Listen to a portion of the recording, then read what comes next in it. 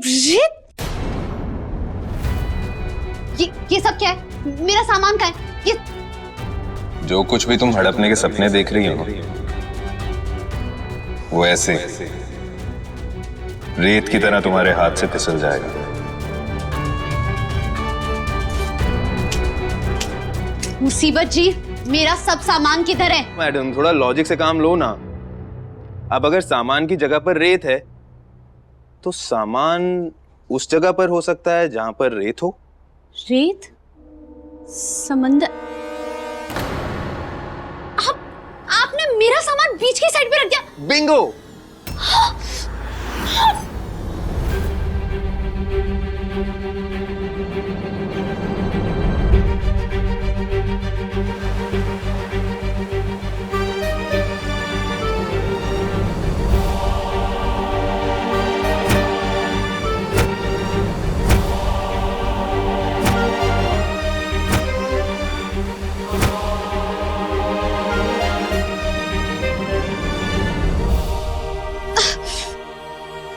सब साड़ियां रेत ही रेत हो गई हैं, फिर से धोनी पड़ेगी। क्या मुसीबत! कहा था ना मैंने, बहुत बड़ी मुसीबत के गले पड़ी हो तुम। क्या बचपना है ये?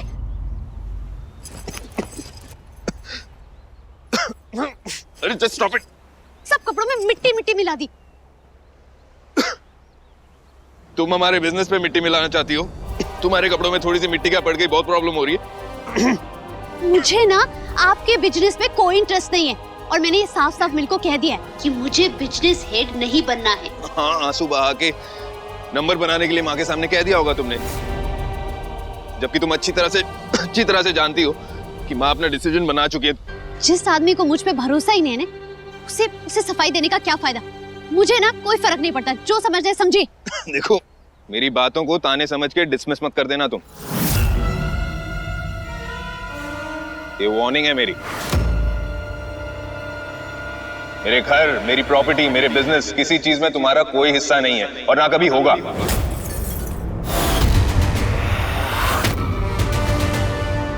मेरी जिंदगी का कोई हिस्सा तुम डिजर्व ही नहीं करती हो।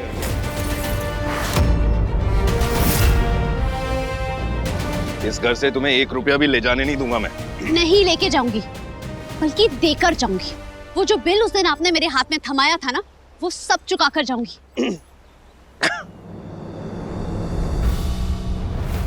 एक मिनट, आपको इसलिए लगता है कि मैं लालची हूँ क्योंकि मैंने गोवा में शादी करने की मांग की? अगर ऐसा है तो आपको गलत लगता है। मैंने गोवा में शादी करने के लिए इसलिए बोला क्योंकि वो आप चाहते थे हमेशा से, इसलिए बदल गए हैं आप। ये सब तुम्हारे किसी भी सवाल का जवाब देना मैं जरूरी नहीं समझता, लेकिन मुझे हक है जानने का। आपकी गलत फहमी की वजह से आपका गलत बर्ताव बर्दाश्त नहीं करूंगी मैं। और आपकी ये बिजनेस, कंपनी, पैसे, इसमें मुझे कोई इंटरेस्ट नहीं है, समझे? वरना मैं उस दिन घर छोड़कर नहीं जा रही होती। मैं यहाँ पर सिर्फ और सिर्फ अपनी मिल के लिए हूँ, क्योंकि उन्हें मेरी जरूरत है।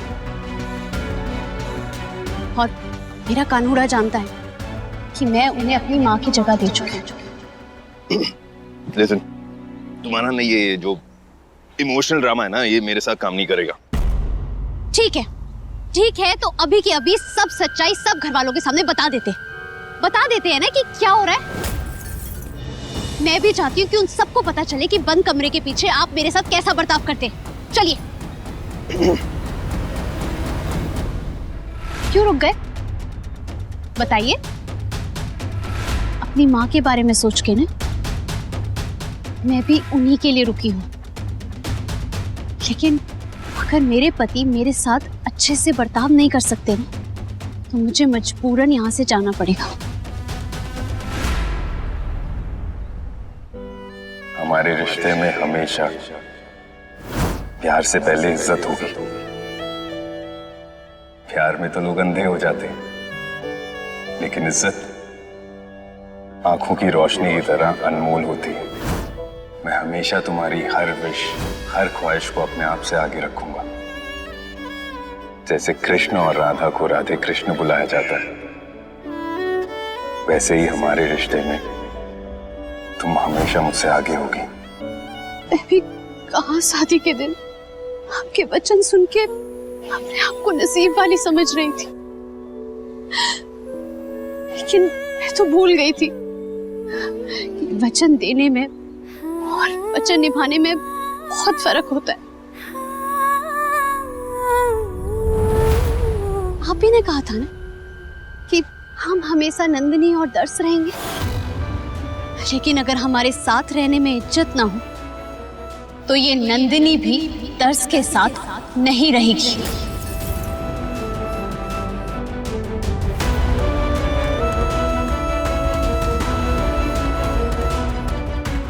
मैं गरीब लड़की जरूर हूं, लेकिन दुनिया की कोई भी दौलत मेरा आत्मसम्मान नहीं खरीद सकती।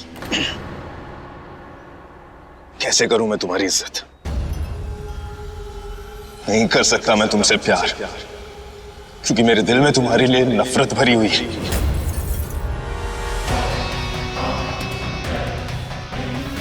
मैं तो तुम्हें अब बर्दाश्त भी नहीं कर सकता।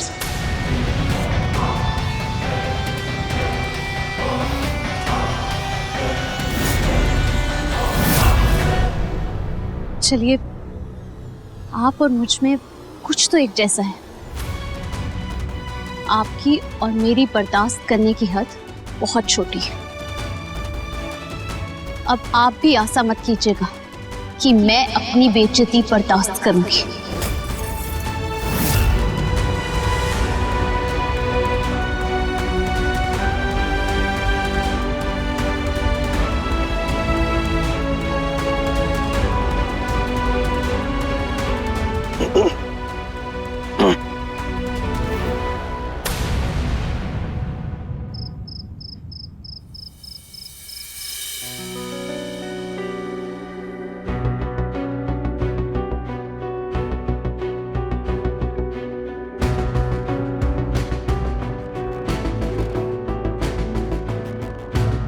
एक मिनट, क्या कर रही हो तुम? मैंने क्या कहा था तुमसे? मैं एक ही बेड पे तुम्हारे साथ नहीं सोऊंगा। वो आपकी परेशानी है, मेरी नहीं।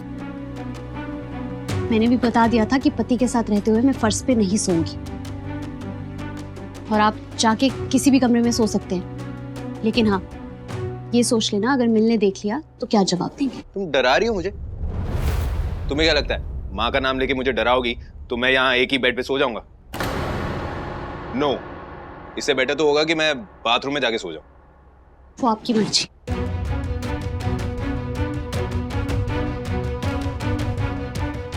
Okay fine.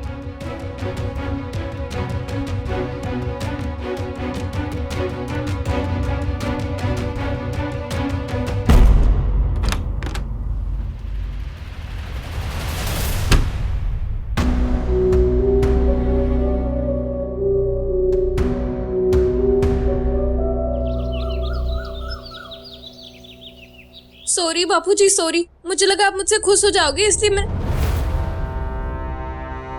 बाबूजी, क्या हुआ? सर पे कुछ लगा है क्या? नहीं। अरे बताइए ना। कुछ भी नहीं। तो फिर ये टावल बताइए ना।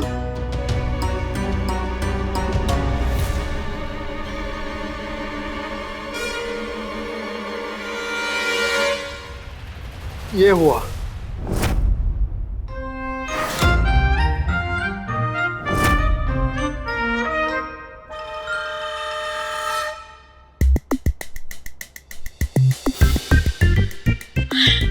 माफ कीजिएगा, मुझे लगा आप हमारे बाबूजी हैं। आप तो किसी फिल्म के हीरो निकले। है ना, मैंने भी इनको यही बोला था। आप सॉरी बापूजी। राजवी बहू, मैं हमेशा इस साइड से बाल काले करता हूं, लेकिन इस गुंजन बहू की काली करतूतों की वजह से आज मैं कहीं भी अपना मुंह दिखाने के लायक नहीं रहा। अरे बाबूजी, अच्छा लग रहा है है ना? मुझे भी यही लगा। ये काले काले बाल, ये गोरी गोरी मूछ। अरे हैंडसम लग रहे हैं आप। यहाँ मुंडन कराने की नौबत आ गई है और तुम दोनों मेरी मजाक उड़ा रहे हो। बाबूजी अब सॉरी बाबूजी। शोभित ने कहा था घर वालों का दिल जीतो, या तो सब उल्टा हो रहा है। थोड़ी देर में ना शुगर फ्री गाजर का हलवा खिला देना, सारा गुस्सा निकल जाएगा। हाँ थैंक यू। अरे नंदिनी, मैं तुम्हें बुलाने वाली थी। क्या सोचा तुमने? इरादा बदला अपना? क्योंकि अगर बदल दिया है ना तो तुम दर्श के साथ आज की मीटिंग में जा सकती हो। नहीं मिल, फैसला तो अभी भी वही है, लेकिन जिस दिन मैं बिजनेस संभालने के लिए पूरी तैयार हो जाऊंगी ना, उस दिन मैं सामने से आपको बताऊंगी। दर्श देख, तेरी वाइफ कितनी जिद्दी है। कब से मना रही हूँ, मानती ही नहीं।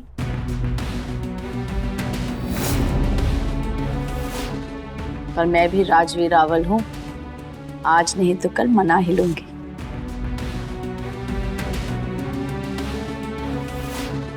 नंदिनी भाभी बिजनेस हेड की पोजीशन लेने से मना कर रही है।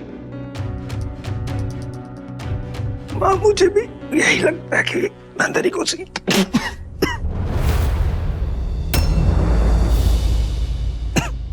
तेरी आवाज को क्या हुआ? तेरी तू बीच पे गया था?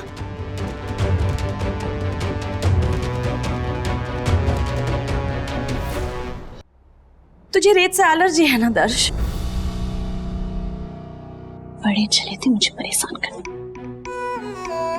खुद का गले ही बैठ गया। माँ वो नंदिनी अब मीटिंग में कैसे जाएगा? ऐसी आवाज लेकर दर्श। अरे जब पता है एलर्जी है तो नहीं जाना चाहिए ना बीच पे। माँ वो नंदिनी जिद कर रही थी ना, इसलिए इसके साथ मैं वहां चला गया था। मैं but don't worry, throat drops use कर लिए मैंने। I'll manage।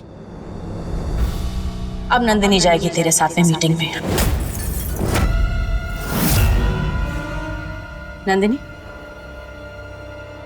तुम्हें दर्श की आवाज बनकर मीटिंग में जाना पड़ेगा। लेकिन मिल, नहीं मैं... लेकिन वेकिन कुछ नहीं, जाना तो पड़ेगा। समझो सजा दे रही, दर्श को बीच पर ले जाने का। मॉम, अगर भाभी नहीं जाना चाहती तो इट्स ओके, मैं चले जाऊंगा ना मीटिंग में। अरे नहीं नहीं, जाएगी अब नंदिनी। कहा था ना बिजनेस हेड की कुर्सी पर नहीं बैठोगी। हाँ, पर अगर हेल्प चाहिए हो तो बोल दूं। हेल्प चाहिए अब तुम्हारी, जाना पड़ेगा। मिल, लेकिन अगर मुझसे कोई गलती हो गई तो... अरे कैसे होगी गलती? दर्श है ना, जो दर्श तुम्हारे कान में बोलेगा वो मिस्टर मिरांडा के सामने बोल देना।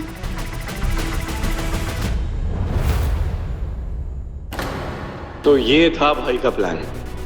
पहले भाभी से बिजनेस हेड की पोजीशन ठुकराने का नाटक करवाना और फिर बहाना बनाकर भाभी को अपने साथ में जाना। महान बनने का नाटक भी हो गया और जो चाहिए था वो मिल भी गया।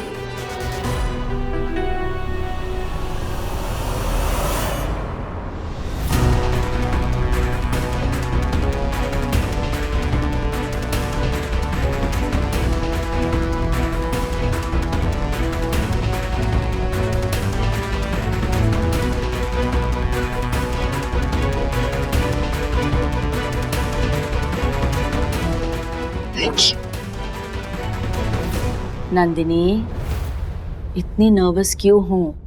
जंग पर भेज रही हूं? अरे मीटिंग ही तो है। देखो एक काम करो, एक एफर्मेशन बोलो, I can do it, I can do it. से कॉन्फिडेंस से बोलोगी ना तो कॉन्फिडेंस आ जाएगा। I can do it alone माँ, मैं मैनेज कर लूंगा। मैंने कहा है नंदिनी जाएगी मतलब जाएगी। Can do it, I can do it, I can do it. Very good. चलो जाओ, निकलो ऑफिस के लिए। ठीक है, मैं जा रही हूँ, लेकिन हाँ, आपको अपना पूरा ख्याल रखना पड़ेगा। अगर आप इधर उधर रिजॉर्ट में घूमती मिली ने तो मैं वापस मीटिंग छोड़कर आ जाऊंगी। हाँ मेरी माँ, देख तेरी वाइफ सबके सामने डांट रही है मुझे।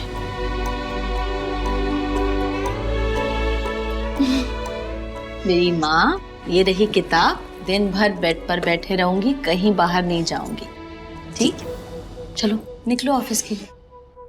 अरे हाँ, वो थ्रोट के ड्रॉप जरूर ले लेना, ठीक है? हमारा रख लिया, डोंट वरी।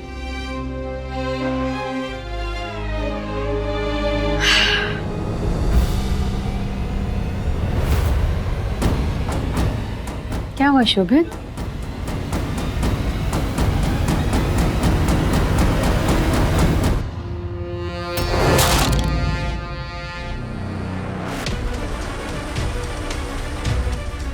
घर वालों को तो इम्प्रेस नहीं कर पाए, अब सोबित को ही टेंशन देती हूँ। शायद वही कुछ करे और फेस ऑफ द कंपनी की पोजीशन उन्हें मिल जाए।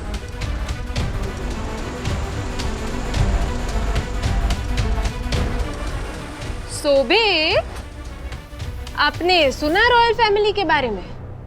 हाँ, रानी ने तो उसके छोटे बेटे और उसकी पत्नी को महल से बाहर निकाल दिया।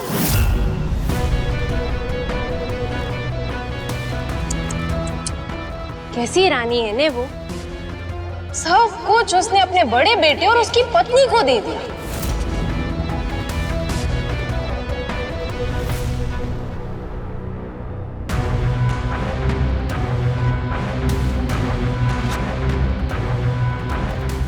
सोबित, अब ना मुझे कभी कभी डर लगता है कि हमारे साथ तो ऐसा नहीं होगा ने।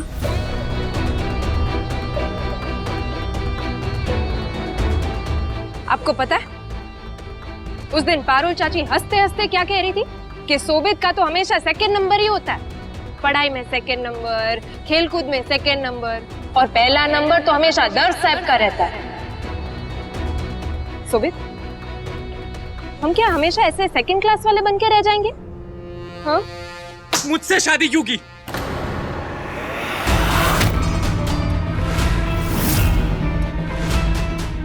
अब ऐसा क्यों पूछ रहे सोबित? सौदे में हुआ था ना हमारा ये रिश्ता। सौदा? नहीं, सौदा ही था ना।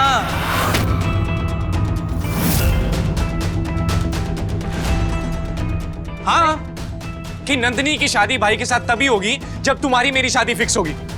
ऐसा ही हुआ था ना।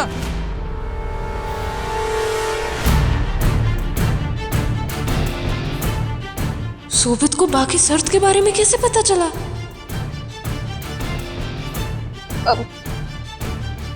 नहीं नहीं सोबित, ऐसा कुछ भी नहीं है। आप ऐसे क्यों बोल रहे हो? अच्छा, ऐसा नहीं है। सॉरी, एक्चुअली मुझे लगा प्यार के बदले तुम पैसों की डील कर लेती हो ना, शायद शादी की भी डील कर ली होगी।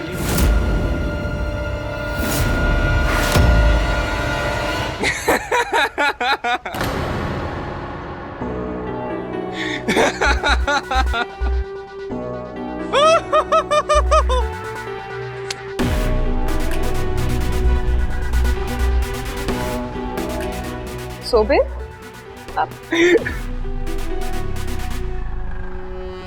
स्ट्रेस मत लो, मजाक कर रहा था।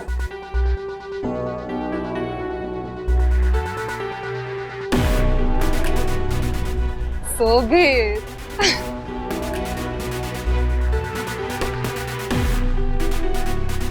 बेवकूफ नहीं हूं मैं गुन, अच्छी तरह जानता हूं। नंदिनी भाभी ने जो मेरी जिंदगी का सौदा किया है ना, उस सौदे में तुम भी भागीदारी हो।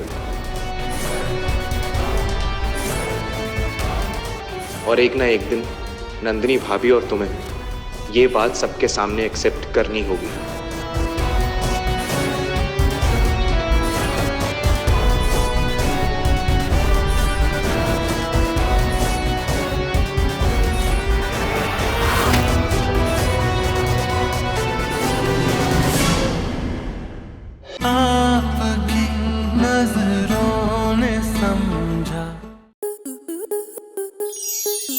आपके मनोरंजन पर अब नहीं लगेगा कोई ब्रेक। स्टार प्लस के बेहतरीन शोज देखने के लिए लाइक, शेयर और सब्सक्राइब करें स्टार प्लस यूट्यूब पेज को।